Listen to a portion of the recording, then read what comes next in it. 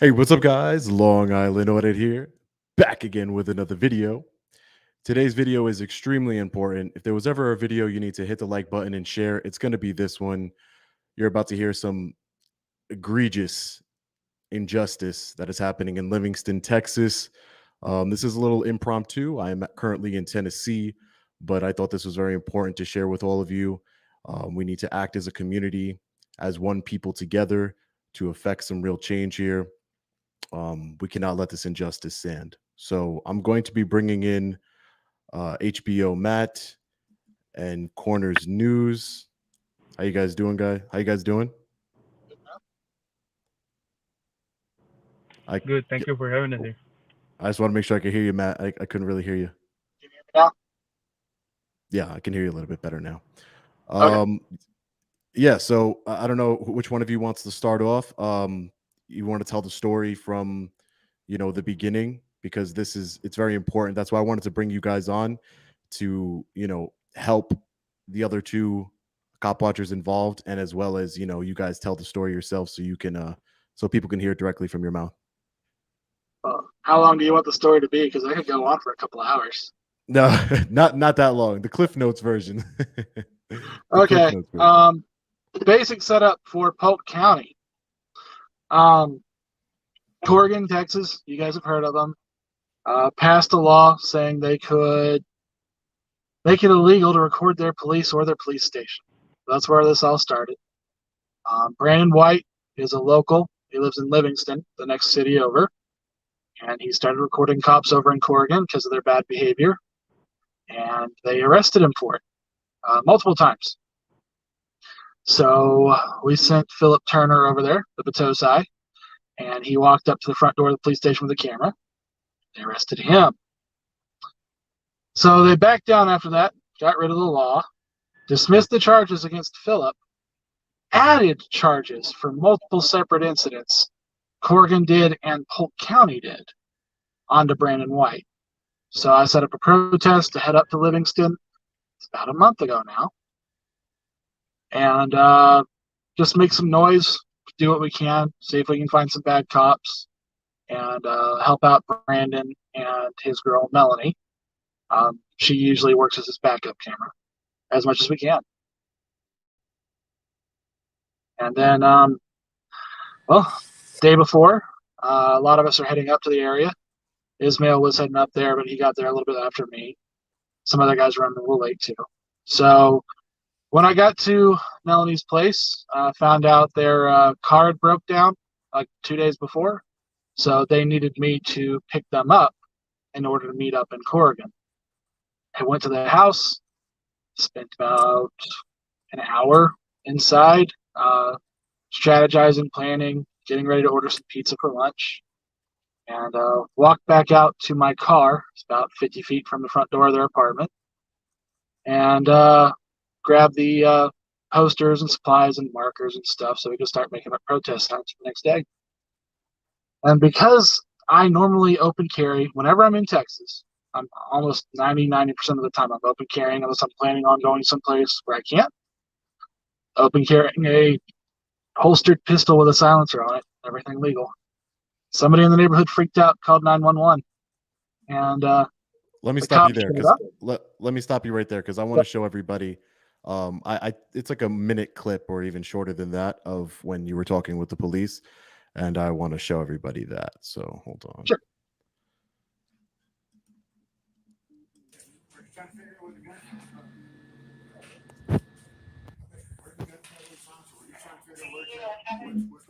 Can you guys hear that or no? I can't hear it.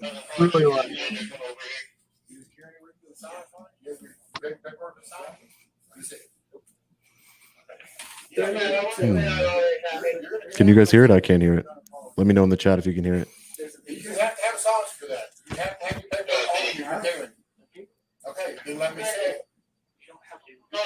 Yeah, So you're going to get her kicked out for it. Hold on, sir. No, you hold on. Whoever the first guy who's demanding that I had to show my MFA. Let me see if I could fix it. Give me a second. Technical difficulties. I could hear it. It's pretty low on the volume side. and the kids. I'm Yeah. not a supervisor, so I can't help you with that.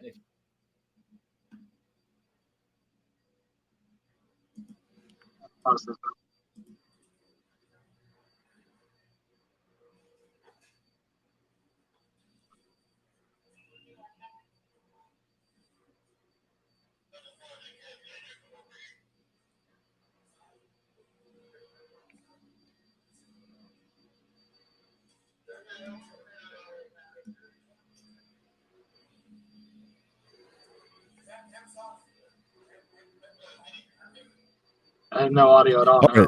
Okay. So let's skip it. Hold on. We can make sure people can watch it later. I'm actually I linked it. I linked it in the video description below. So it is what it is. But basically, what that video is showing. I mean, I guess we could show the video and then whatever. But I can explain it. Yeah, exactly. Explain it to them. We've got more videos.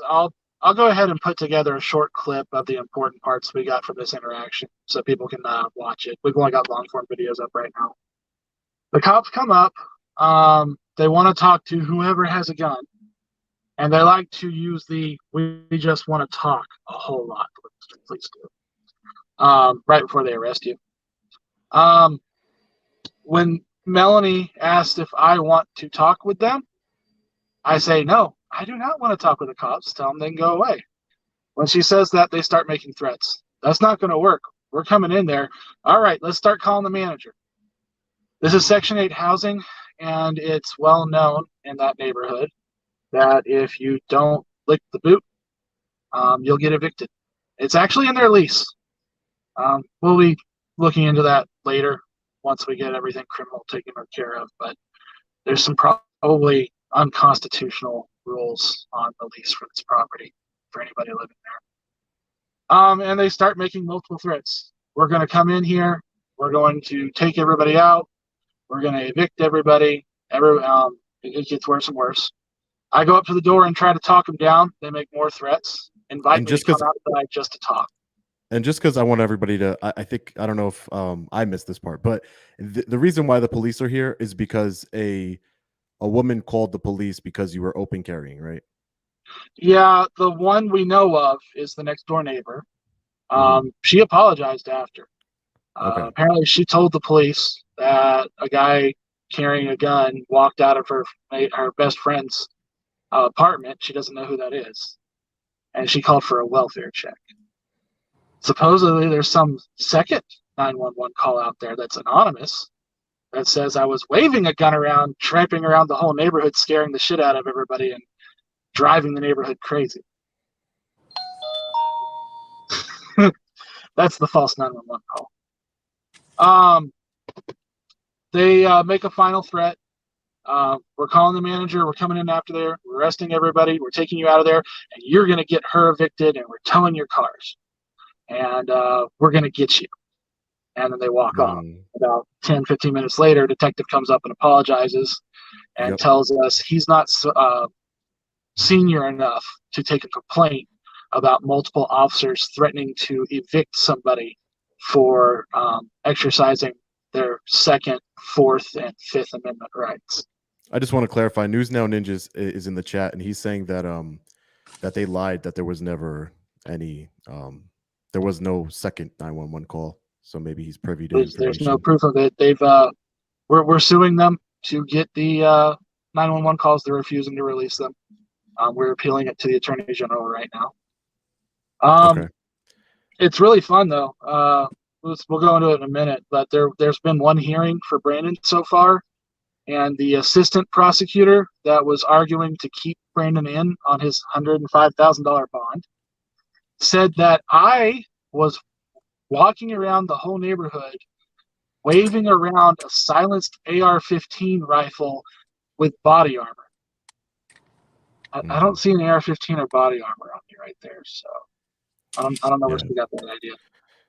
So basically, and then so this guy threatened to have the Melanie evicted. He I watched the video, so I know that he eventually left, and the detective came up, and then later on that day, when did this happen?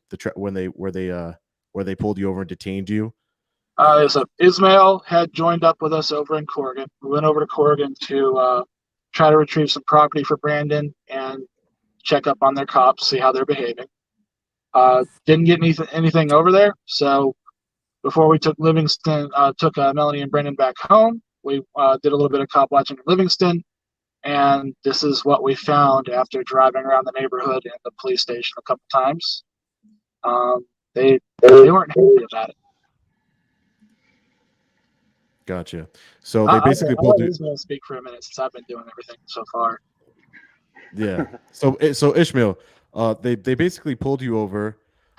You did something funny where you were acting like you didn't speak English, and they called an officer that spoke Spanish. He came over. They're basically, the whole point is, what were they trying to get from you? They were trying to get what? Right. First, just to clarify, they didn't pull us over. We were parked already when they approached Okay. us. Okay. So it wasn't a traffic stop, and when the officer Chris Simmons, immediately started asking for ID. He just wanted ID, and Go he said figure. it. He said it. I lost count already, but I just want ID. I want ID. You're suspicious. I just want ID. ID. So that was his goal. Okay. And then you did, obviously he didn't have any authority. You didn't have any legal obligation to ask it to provide ID, so you did not. You were open carrying at this time, right?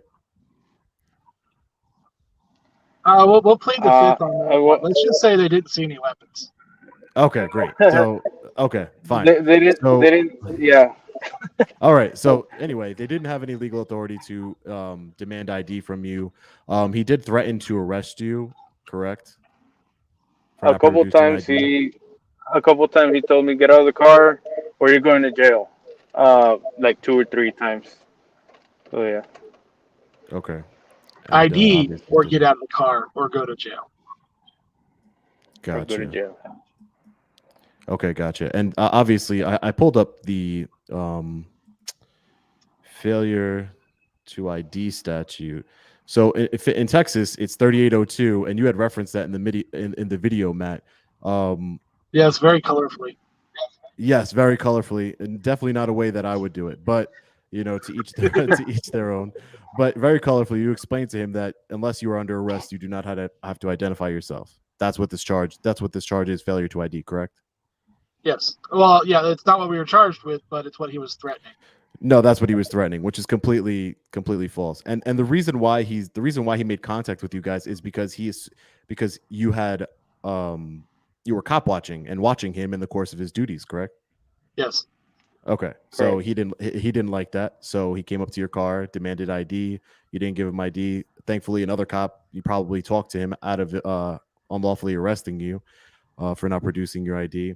Let me see if you guys can hear this video, the one where the stop. Let's see.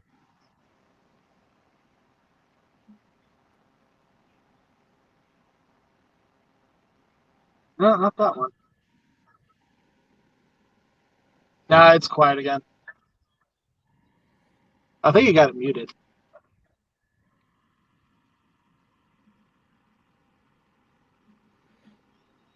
I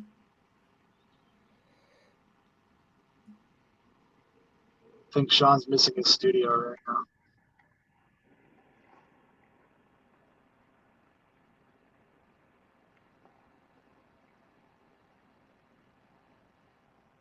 I have no audio on my end. Yeah.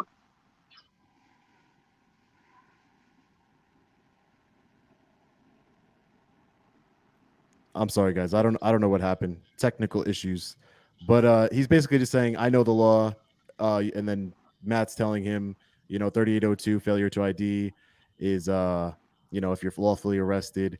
So basically, they ended up leaving, and then what happened with these warrants? Now, then how did you find out about the warrants? Let's start off with that. One of the really fun parts of the video that makes a really big difference in the charges. Multiple times during this stop, Simmons says he doesn't care if we're armed. He doesn't try to detain us to get us out of the car to search us. Doesn't demand to know if we have any weapons. Literally says 2 or 3 times, I don't care if they have any guns, that they're armed. I just want an ID from just the drive. We found out because about 5 days later, Melanie goes live, and there's cops knocking at her door. And they ask where everybody else is because we want to talk to them too. And they ask her to step outside to talk. And they say, you committed conspiracy. You're under arrest for felony conspiracy. And proceed to deride her in multiple ways. Oh, this is what happens when you hang out with those kinds of people. Yeah. This is what happens when you exercise your rights. Yeah. Right? So the base same charge thing happens to Brandon. About 5 hours later, he came to the house to take care of her kids. They're both in middle school. And somebody tips him off that he's home. So he gets arrested. $105,000 bond for each of them. We're looking at a false 911 call, which is a new swatting law Texas passed last section. Yeah, and just to clarify, because I thought that this was pretty interesting. You're being charged for a false 911 call, and you didn't even call the 911. No. Exactly. So just to make this clear to everybody watching, he's being charged with falsely for like a swatting charge, false 911 call, because what they're saying is because he was open carrying, that his intent was for somebody to call the police on him, and therefore waste law enforcement reasons. It would be a false 911 call because somebody else that he doesn't even know called 911 and wasted resources, and instead of charging that person, they charged him for exercising his Second Amendment right of just open carrying. He didn't do anything wrong. Correct. So and then you guys were charged with, so you were charged with that, and then the other 3 people you're charged with stalking, correct? Right? No. All 3 of Melanie and Brandon were also charged with false 911, even though they never left the apartment. That's insane. And then what we're looking at, right? That's why I wanted to talk to you guys. What we're looking at right now is the organized crime penal code. So that's the enhancement. The only person not charged with false 911 was Ismail because he wasn't there. Okay, so and everybody got the organized crime. And everybody, look, this is the crazy part, guys. Everybody got charged with this. This is an enhancement charge. It's organized crime. So, but the thing is that because I guess what they're alleging, we'll look at the warrants in a second. But what they're alleging is that because you were gaining money off of YouTube and you're filming the police and you're exercising your constitutional rights and you guys are working together in a group of 3 or more, that this is an organized crime unit. It's very ironic because the police act like organized crime, not us, but they're the ones. And if you read the statute, you guys can go read it yourself if you want. There's only certain crimes that you can have as far as murder, like felony crimes that you can enhance with organized crime. Correct, Matt? Am I right on that? Correct. Apparently, all of us need to change our YouTube names to some kind of mafia nickname now. Yeah, I mean, I don't know if by me doing this live and inviting you guys on here, if I'm part of this organized crime, Livingston, you're making money off of YouTube. I'm making money off of YouTube. So I don't know if Livingston Police is gonna try and get a warrant. I think I'm a little bit out of their jurisdiction, but I don't know what they're gonna do. So these are the warrants. This is Matt's warrant for arrest with the false report to induce an emergency response. Again, they seriously say in there that defendant knew and intended that open carrying a firearm would cause a false 911 call. That is the most ridiculous thing I've ever heard. They literally, they did the exact definition of criminalizing constitutionally protected activity. So they charge you with that, even though you didn't call the police. All you did was your mere action of carrying in Texas, which is completely legal. That's what they're charging with. And if you guys want to read the whole all the warrants will be on my website, longislandaudit.com. I've uploaded them so you can look at them yourself. And if you want to watch the full videos, I know we had technical difficulties with the videos. HBO Matt and Corners News, their channels are linked in the description. But so that's this warrant right here. You were charged with false report to induce an emergency response. And then I have Ishmael's warrant here. and he was charged. And this is the organized crime warrant. So this one's pretty lengthy. If you guys see here, right here, they were held on $100,000 bond each. And these two that I'm speaking with now were fortunate enough to, be able to bond out. Not saying that it didn't hurt them, because apparently they're still paying. They still owe a lot of money to get out. So A lot of money. yeah, so they're out. So that's the good part. But they're the horrible part, and the reason why I wanted to do this as soon as possible, as soon as I found out, is that there's two people sitting in jail for over a month, Melanie and Brandon. If you're listening to this story and you see how absurd it is, that's a month out of their life that they'll never get back, and they're sitting in a cell, no commissary, no nothing, very little commissary, and they're being held. And I believe Brandon's bond was lowered, but Melanie's is still 100,000. And if you guys want to go to longislandorder.com and read this is, I don't want to read it all because I hate reading police creative writing. Police have a lot of creative writing courses where they just that's part of their training in the academy, and they write This some would be amazing the fictional essay on an SAT test. Yeah, exactly. That whole 6 months of training, it's writing reports and creative writing. So they just make a whole bunch of stuff up here and they sound like idiots. But if you want to read it, it's just The stupid. live report. They copy pasted every warrant except for my 911 warrant. It's a little bit different. Okay, gotcha. And I just think this is total retaliation, and it's so crazy to me. I also have the let me see here. And then listen, we all know police are, especially when you're trying to, cop watch them, and you're exercising your constitutional right, which in Texas there is case law.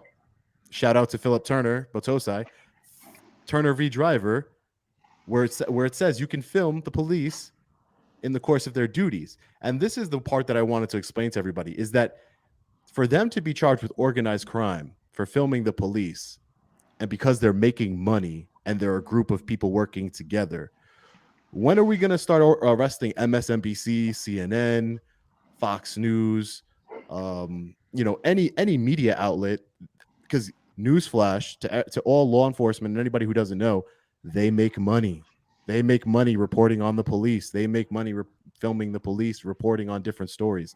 So are they organized crime? It just doesn't make any sense whatsoever.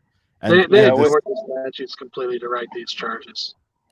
Yeah, we need to keep in mind that the charges were filed after posting the videos on YouTube. Oh, okay. So they probably wouldn't even have charged you with this unless you posted it on YouTube and you embarrassed them or whatever. You embarrassed them. Sure. They got their feelings hurt. That's what happened. They got their feelings hurt, and they wanted to make you pay, and they did. They made you pay. They made you pay a lot of money to get out of jail and have your freedom right now. As far as that goes, what happened with them, Mel and Brandon being in Livingston, we don't have a friendly bail bondsman over there. So for $105,000 bond, the bondsman pretty much needs a house as collateral and more than $10,000 cash. Me and Ismail were able to use our connections in San Antonio to turn ourselves in there at a bondsman who's willing to work with auditors. So he didn't. We still got to pay a crap load of money up front, but he's not asking for the house as collateral. So that's how we were able to get out, but Mel and Brandon weren't. So me and Ismail are going to be out $8,000 each. As far as Brandon with his reduced bond, we're probably looking about $1,500. If we can get Mel the same, it'll also be $1,500, but she still has to have the hearing that Brandon had. We're working on getting that done as fast as possible, but we're dealing with public defenders right now, and that complicates things. Okay, and I just want to also point out that, all right, so the Livingston police, obviously, they posted a YouTube video. They got butthurt. They got their feelings hurt. They wanted to arrest them for organized crime and, filing false police, making a false 911 call, even though they didn't call. But the scary part about this situation is that you see this judge has to sign off on a warrant. So he signed, this judge, John Wells, right here out of the 411th District Court in Livingston, Polk County, Texas. He signed this. There's his signature right there. Here's a picture of him. He looks like a he looks like a cop, to be honest, but he I found out that he's a former prosecutor, so that's the way, that's probably where he had no problem signing it. Not a single element of any of those crimes was met in the affidavit. Not even Yeah, and one. this man is dangerous. This is a judge, John Wells. He's dangerous. I'm not scared of, I know you guys got to probably deal with this court, but he has no jurisdiction over me. He's a danger. Judge Wells, you're a danger to society for signing off on such egregious charges for simply filming the police. And it's not like the police lied to him, really. It's all in the affidavit. Go read it. Go to read it you guys selves on longislandnorth.com. But they didn't lie. Their nonsense is in the affidavit. It's nonsense. It's a feelings report, basically. Yeah, exactly. And this man, as a judge who took an oath to uphold the Constitution, signed that warrant and took away 4 law-abiding citizens' freedom. And 2 of them are out now, and 2 of them are still suffering as we speak. And that's why I'm going to bring up, I am asking anybody who can, there's a link in the description. I'm not using GoFundMe because, I seen what happened with the truckers in Canada, and I want to stand in solidarity with them. So I'm not using it personally, and I don't want to use it anymore. I'm not going to support that platform. But there's Give Send Go is a crowdfunding platform. The link is in the description of this video. Any help you can do, I'm going to be donating personally to help get Melanie and Brandon out. Hopefully her bond gets lowered. But yeah, it's definitely sick. It doesn't make any sort of sense. I don't even know what else to say about it, to be honest with you. Do you guys have anything else you want to say that you think it's important? I just wanted to add this. This is actually the second time I get arrested for posting a video. About 2 months ago, I recorded a traffic stop in New Braunfels, Texas. And after me posting that video, that same day, they issued a warrant for my arrest. So this is actually the second time dealing with the same exact thing. And another important thing to mention is that I had a clean record before I started filming cops. I used to be law enforcement. I used to be a jailer in Texas. So I had a clean record, clean as a whistle. I started exposing corruption in my city in Laredo, Texas, and I started getting arrested. So just wanted to add that. Okay. And really that's tragic, because you had a clean record and then you go and exercise your rights, and now you've been arrested 3 times? 3 times. This is my 3rd time. Yes. 3 times being arrested. One of them is for organized crime. Well, if you're a part of some organized crime, I guess I'm a part of that too. I don't know what, it doesn't make any sense. It doesn't make any sense, because I'm making money, because I'm promoting you guys and helping you guys, and it doesn't make any sense. Oh, you know what we should do? I think would be really funny. Let's call the Livingston Police Department. All links in the description, if you would like to petition your grievances to the government, are in the description below, for the district attorney, for the the courthouse, as well as the police department. But let's see what they have to say live. What do you guys think about that? Let's do it. Okay. It'd